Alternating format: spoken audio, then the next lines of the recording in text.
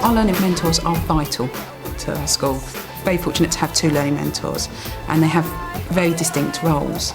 Right, I'm going to go in and see if Tony's here. I know who she is. Mr. Hart. Yeah. See if she's... Julie looks at things on a more whole school global basis. She looks at, have we got trends and patterns in the sort of difficulties that we're having. The bottom line is I could put the best teacher in the world in a classroom, but if that child does not feel happy and safe and secure, they won't achieve to their full potential.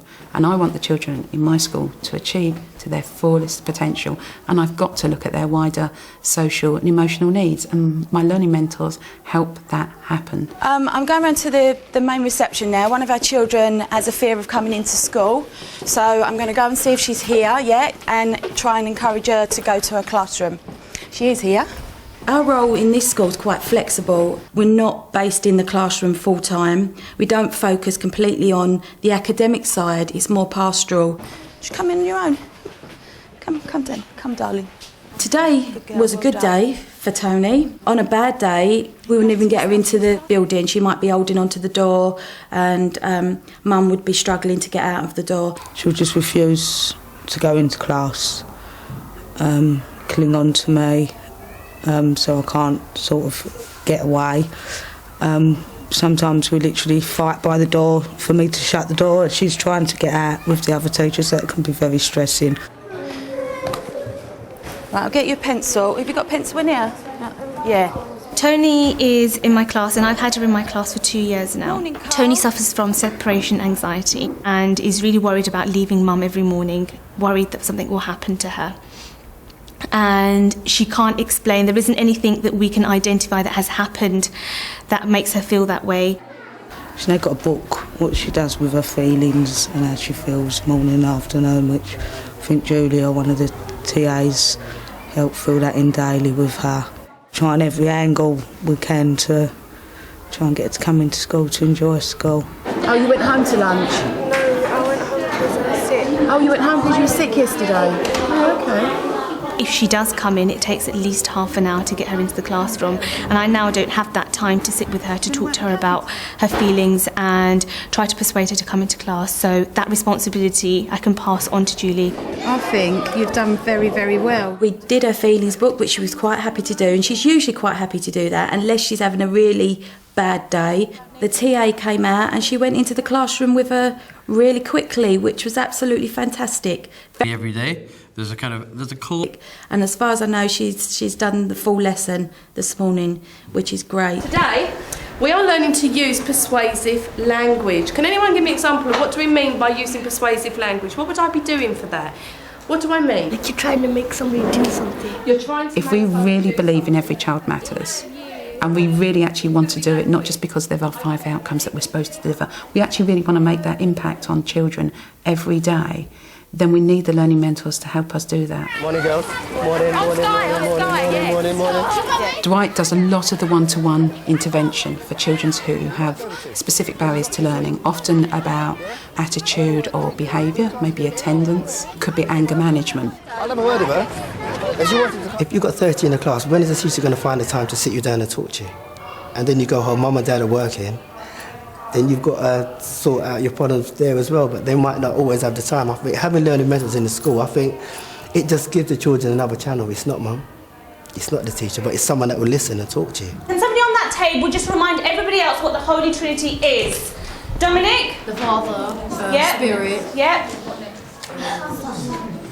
Son. And the Son, fantastic. When I first started teaching Dominic, he couldn't concentrate, he couldn't focus.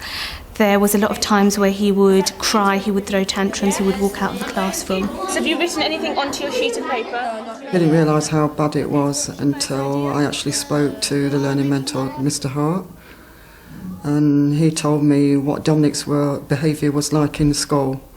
What do you think you're of? You think you're bang me? You think you're banging? What me banging for? What banging for? No, calm down. I don't think it's a banging. You know you're banging, you waste man. Don't touch me, don't touch me. Look at you, just touch you in look it. at you, bro. You think you're touch me? I just touch you. Bang you. I didn't realise how much impact emotionally it had on Dominic with what was happening between myself and his father. He used to get very, very angry, just cry. You couldn't even speak to him. He'd just cry and get angry and he'd just want to fight. But then again, on the other hand, I think he needed someone to talk to. And I think being there at the right time, I think I was there at the right time for Dominic. Look at these kids. What? If it's different, just leave him alone. Let me bang you. Let me bang you. I get my brother. Just leave him alone. I run an anger management group in the school for mainly boys with behaviour issues. We've got a referral system in the school. If you get over 4 referrals in a week, you come to me and you see me and we speak about it. If it carries on, then we get your parents in. Then we make a decision and we say, well, why is it happening? Is it anger? Is it temper? Is it because they're emotional? And if it's anger or temper, they'll come into my anger management classes. At one part, it felt like something that was really happening, like Samuel and Martin that were lying. It's like something that's happened to me before, but like the teacher takes their side. I have a lot of anger issues, and it's like I can't control my anger properly, and it's like I take it out on people. I can't control it, and so that's why I'm here, so Mr. Hart can calm it down a bit. Dominic made a good point saying it was full on, it was really real. Yeah? I thought that your character brought out a lot in you, because you can get kind of aggressive at times. Yeah. So for you to see it yourself and feel it, how did that feel for you? Good. It felt real. It was something that you do. Yeah. Stop speaking! When I came to the school, I had lots of fights with other people. Say if I get in trouble, the other teacher said he's going to send us to the head. Mr. Hart says, no, it's okay, I sort it out. No, you done that good. When you banged and you, but it's good, but you don't want to be too intimidating. We act it out the first way, exactly how it happened. And then we'll stop, and then I'll say to him, well, tell me what you could have done differently to avoid yourself getting in this situation. Mr. Hart used to like calm me down, teach me some tricks what to do if I was angry, what to do when if I was going to get into a fight, and it's changed my personality. Dominic's at a much better place now, where he's dealing with his emotions much better, is finding that he can openly say, I need time out, I need to go and speak to Mr. Hart, and will only go having asked me, whereas before he would just walk out of the classroom. Personally, I think every school needs a learning mentor, whether you're in a deprived area like this or in some lovely leafy suburb.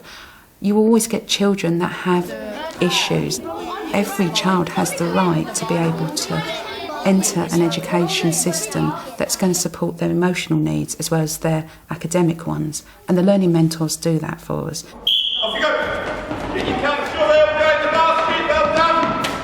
I can celebrate the day that learning mentors were introduced because it has made such a difference to my job and that of my teaching staff. Before we had learning mentors, quite a lot of a teacher's time and sometimes a head's time was taken up with sorting out the everyday things that happen when you've got lots of children together. So when learning mentors were introduced, that became a really important part of their role. They had the time to spend to give one-to-one attention to a child who needed it at the right time, at the crucial time when it was needed. Breakfast Club is something that was started about 3 years ago. It wasn't originally part of the learning mentor role. On a Wednesday we have sports sessions. Monday, Tuesday, Thursday, Friday it's just a normal day, so they come in, they play with the toys, they have a healthy breakfast. I can get information that I might not get otherwise, and if when the time comes that there might be a need for that child to come to the learning mentor, I've got a bit of background information, and I've also got that relationship that I can just contact the parents. Let's grab bag. Do we know what we're having for lunch, or shall we sort it out when we get up there?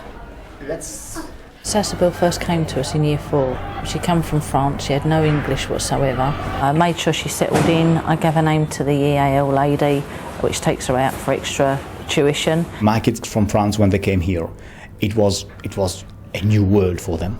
The first week, it was disaster. We were thinking of returning back home. TZ took the responsibility of welcoming, assisting, and supervising what's being done to my kids.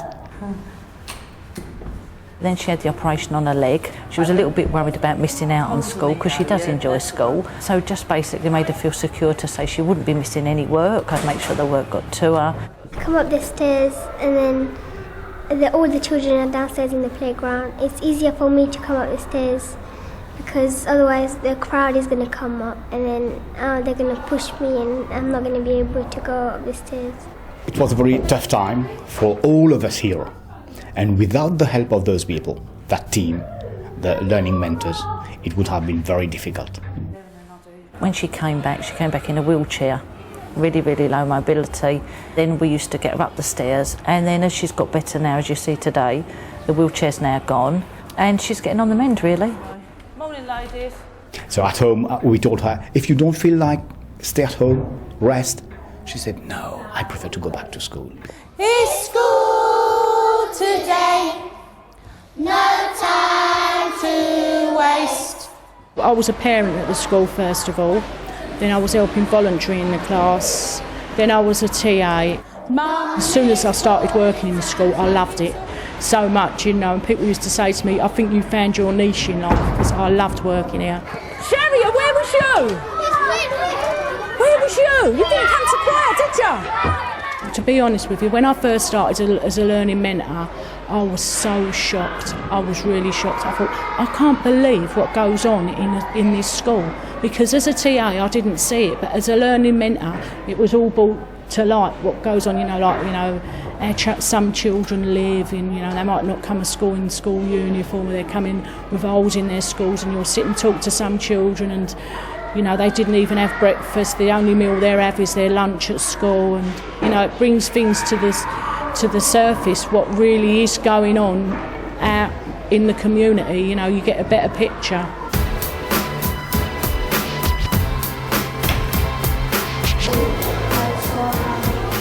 He's costing my mum, so I cost his mum back, but I never said anything about his sister. What you have done differently?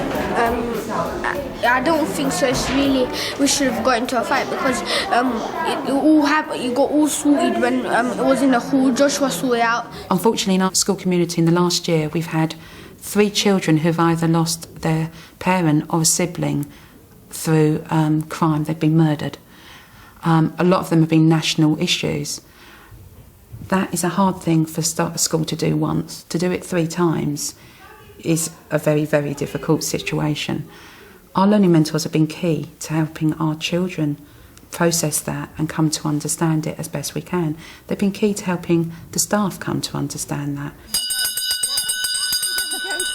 Take that back for us, thank you.